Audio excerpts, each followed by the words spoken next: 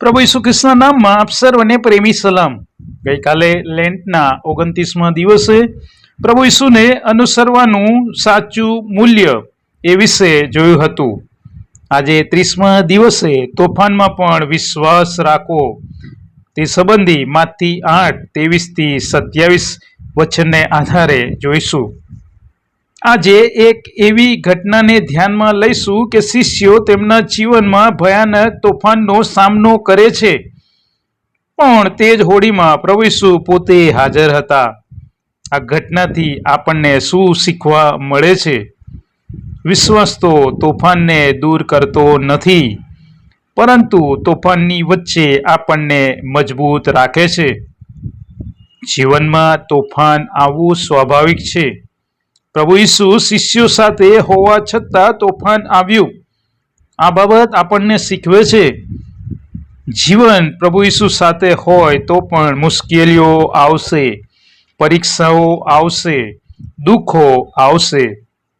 ખ્રિસ્તી જીવનનો અર્થ એ નથી કે ક્યારેય મુશ્કેલીઓ નહીં આવે, પરંતુ તેનો અર્થ એ છે કે મુશ્કેલીઓમાં પણ પ્રભુ ઈસુ આપણી સાથે છે।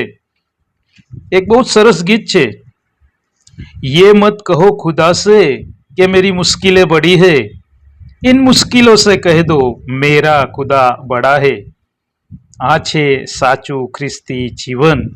क्यारेक डर अपना विश्वास ने कमजोर करे छे। અહીં પ્રભુ ઈસુ સાથે હતા, છતાં શિષ્યો ડરી ગયા અને બોલ્યા, પ્રભુ અમને બચાવો, અમે નાશ પામીએ છીએ। ને 26મી કલમમાં પ્રભુ ઈસુ કહે છે, ઓ અલ્પ વિશ્વાસીઓ, તમે કેમ ડરો છો? ઘણી વખત એવું બને છે કે આપણે બાઇબલ વાંચીએ છીએ, પ્રાર્થના કરીએ છીએ, ચર્ચમાં જઈએ છીએ, સંગતોમાં ભાગ લઈએ છીએ, છતાં મુશ્કેલીઓ આવતા જ ડર આપણા વિશ્વાસને ડગાવી દે છે।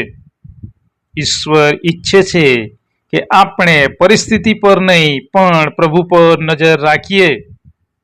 જો પિત્તરની નજર પાણી પર ચાલતી વખતે પ્રભુ ઈસુ ખ્રિસ્ત પર હોત તો તે પાણી પર ચાલી શક્યો હોત, પણ તેણે પરિસ્થિતિ એટલે કે તોફાન પર નજર કરી, આથી તે ડર્યો અને ડૂબવા લાગ્યો। આપણે સમજવું જોઈએ કે પ્રભુ ઈસુ ખ્રિસ્ત તોફાન પર પણ અધિકાર ધરાવે છે। અહીં 26મી કલમ પ્રમાણે તેઓ ઊભા થયા અને પવન અને સમુદ્રને ધમકાવ્યો અને તરત જ શાંતિ થઈ।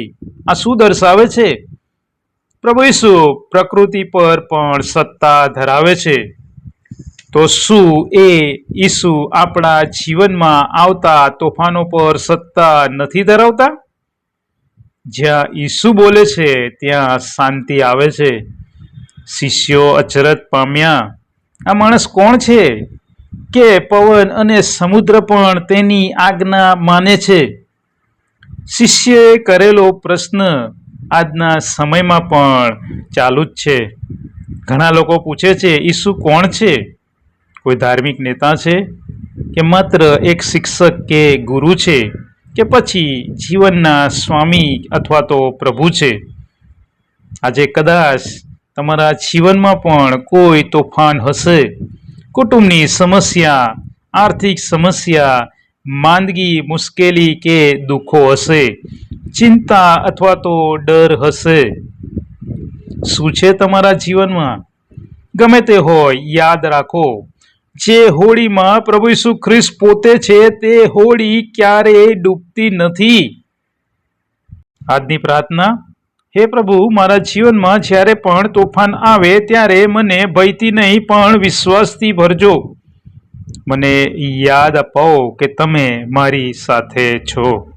મારા હૃદયમાં તમારી શાંતિ આપો। પ્રભુ ઈસુ ખ્રિસ્તના નામમાં, આમેન।